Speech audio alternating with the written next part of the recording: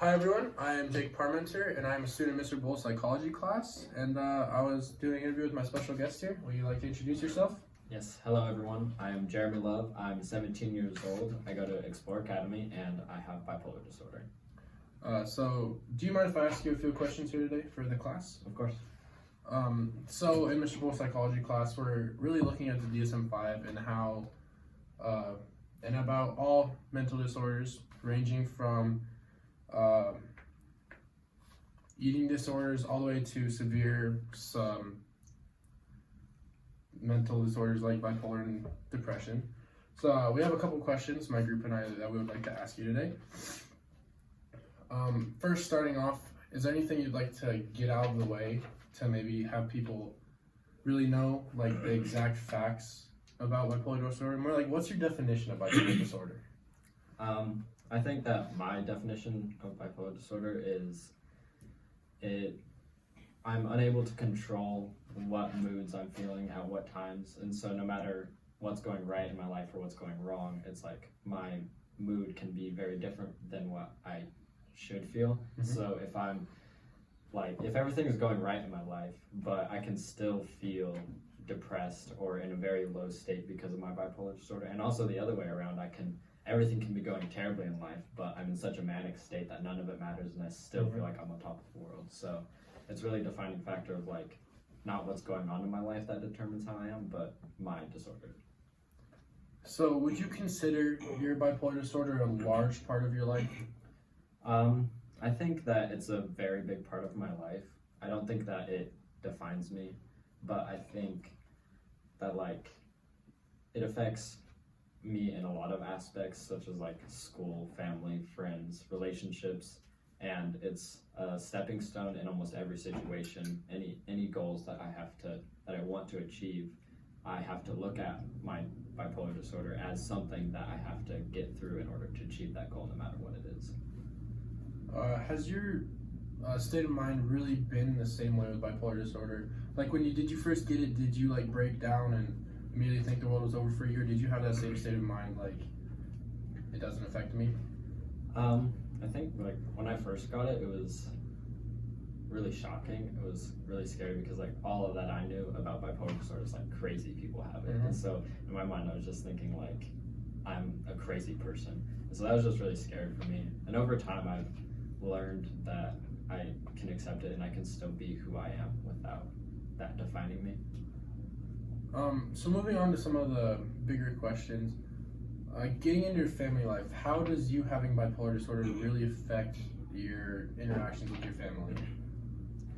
I think the biggest thing right now is like I'm about to go off to college and I'm gonna be 22 hours away, and so they're really worried that they just worry about me a lot, and so if I ever have a low point, all their attention is focused on me, and there's a lot of talks that happen, and so it's like if there's anything that's going on in my life, the first thing that they think is how is this going to affect his disorder and how is this going to leave him mentally.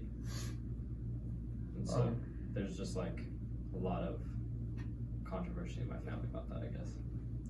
Do you feel open to your family to talk about when you're at your highs and your lows of bipolar disorder? I think it really depends. If I'm at a really high point, it's really easy for me to talk to them.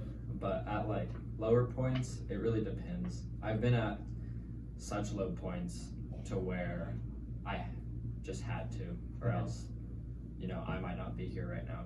And there's just like a point in time where it's hard. It's definitely hard to talk to them about those low points, but if I know that I need to, I will. So, do you remember what age you were first diagnosed with bipolar disorder? Yeah, it was actually pretty recently. It was this last February, I believe. But before that, I had been diagnosed the previous February with severe depression, and then months later it was severe anxiety and depression. And then finally, because medications with those diagnoses didn't help me, they reevaluated me and diagnosed me with bipolar disorder. And so I haven't been diagnosed with it for that long, but yeah. your younger life, through like middle school and elementary school, did you have signs of bipolar disorder, or is it a recent thing that really have started to kick up throughout high school?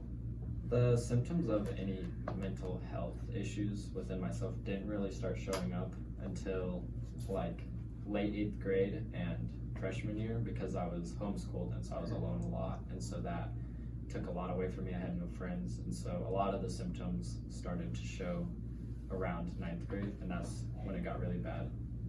But then I, just kind of tried to deal with it on my own. So I guess you could say that's where the severe anxiety came from, going to a new school after really not going to a school at all, going to a new environment with a lot of people around you, because that gave you a lot of anxiety to go along with it.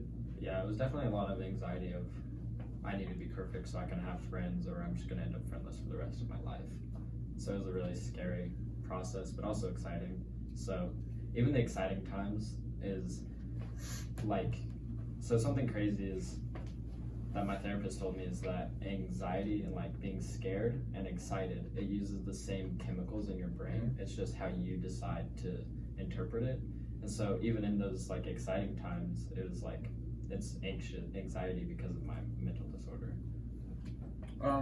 Does anyone else previously in your family have bipolar disorder or had it along with another mental illness? As far as I know, no one in my family has ever had bipolar disorder. I know a few have had depression, were diagnosed and medicated for that, but I'm the only one so far. Is that all I'd like to share about your family life, or is there anything else you'd like to share? I think that's about it with my family life. It's just a continuous process of them learning how to help me and me learning how to seek help from them. Moving on now, it may be different at school. Like you said, you start a new school, and how does that affect your bipolar disorder with your friends and your relationships, you could say? I think bipolar disorder with my friends, there's only a few friends that actually know that I have it, and with those friends, they're really supportive, and I think that they do treat me differently, but in a better way. And so when I tell people, a lot of the times if I don't really know them, it's, they kind of distance themselves because it's a scary thing. But as far as like friends that I've had for a while, they are really accepting of it and they help me through it. So yeah. And then going off that, you kind of said it, but at what point in the friendship do you feel most comfortable in really telling them that you have bipolar disorder? I think it's not really like an amount of time thing, but how much I trust a person and how much I see that they trust me. And if I can, go through a few weeks with someone and I can see that they're a really supportive person and they're not going to judge me based off of that, then I can tell them. So it really depends on who the friend is and how well I know them. Going back, when we first started talking about bipolar disorder, do you take any medications for it? Because you talked about the medications that you took for the previous things that you were diagnosed with that weren't actually true, but do you take any medication, and would you like to talk about that? Yeah, so I take Lamictal. It's actually one of the rare medicines used for bipolar disorder because it's technically an anticonvulsant used to treat people who have epilepsy, but it can also be used to treat bipolar disorder. And so it works really well for me, but I get used to it very quickly. So I've had to change my dose 4 times since February this year. And so just also like remembering to take that medication is really difficult.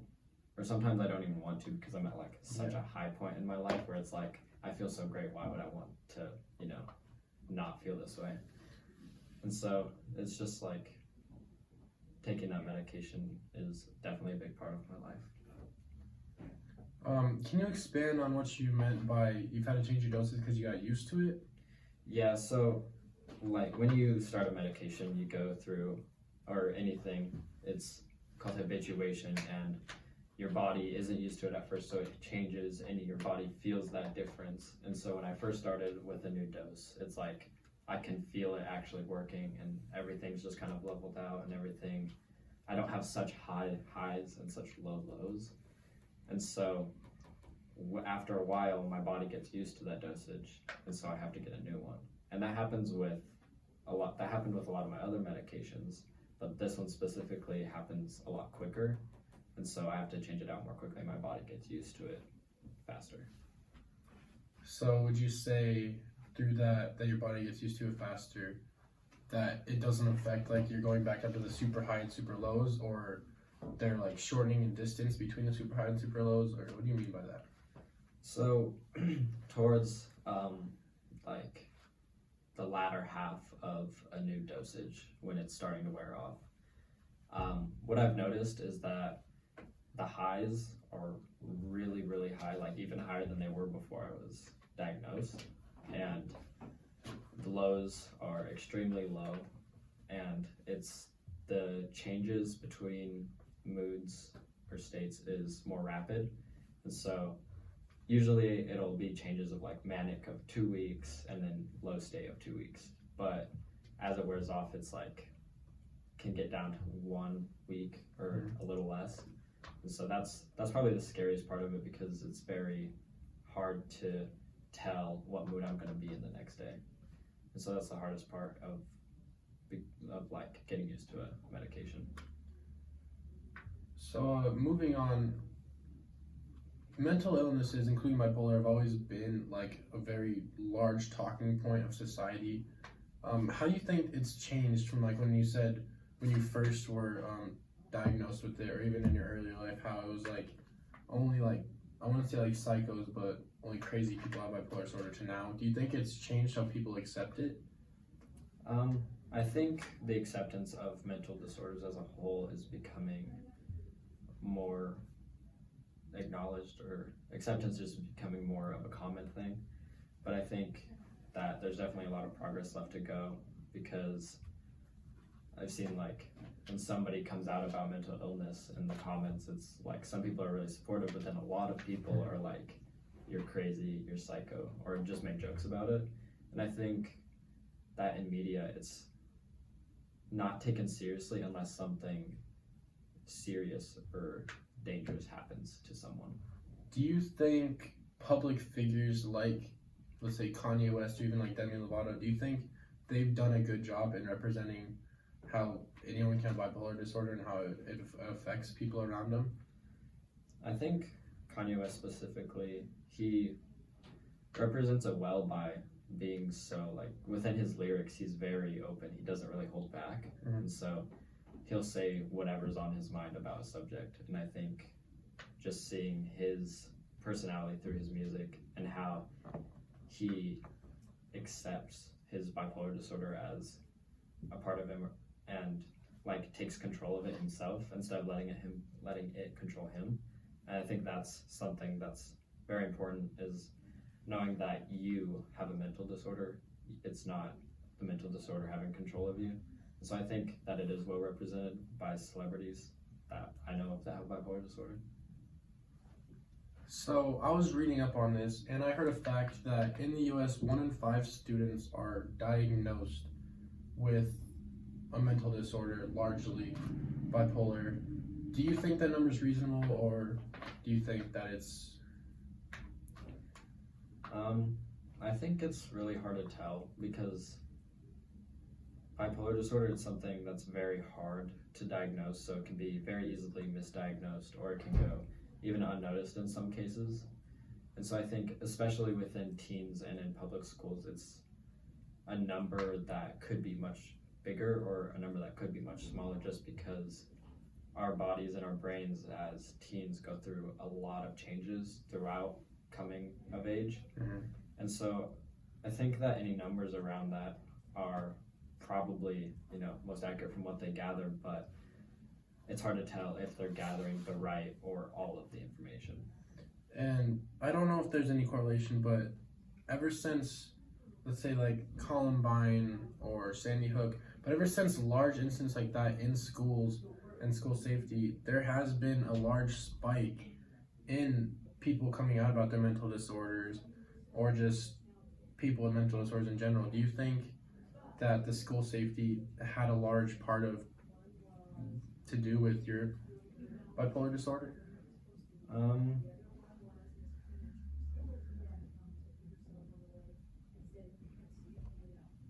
Let I'm honestly not sure. Can you rephrase it? Do you think school safety, even like just around your peers, do you feel safe enough to share that you have bipolar disorder with your teachers or your students? Feel safe enough that you can share that without people thinking that you would go to the extreme of existential crises? I think that at our school specifically, I do feel comfortable with that because there's a lot done to protect students here and to make sure that they get the help they need instead of turning them into some like dangerous object because they have a certain mental disorder. But I think in public schools, from what I've experienced in my life, I don't think I would just come out and tell people out of public school. I think that there's much more hostile, Judgmental. Yeah. So actually, we're running really short on time. Is there anything you'd like to say to anyone that thinks they have bipolar disorder or that have it and are scared to come out to anyone? Is there anything you'd like to say to them? I think if you haven't been diagnosed with bipolar disorder, but you think you might have it, I think you should go to a psychiatrist and get diagnosed properly so you can get the right treatment, because it might be bipolar disorder, it might not be, but no matter what it is, you need to get the right treatment. It could really save your life. It could totally save your life. And anyone who's afraid to come out and say it, I think just, first of all, you just need to recognize within yourself that you have bipolar disorder and you can accept it and you can still live a normal life with it. And just, as long as you accept it for yourself, just do whatever makes you comfortable.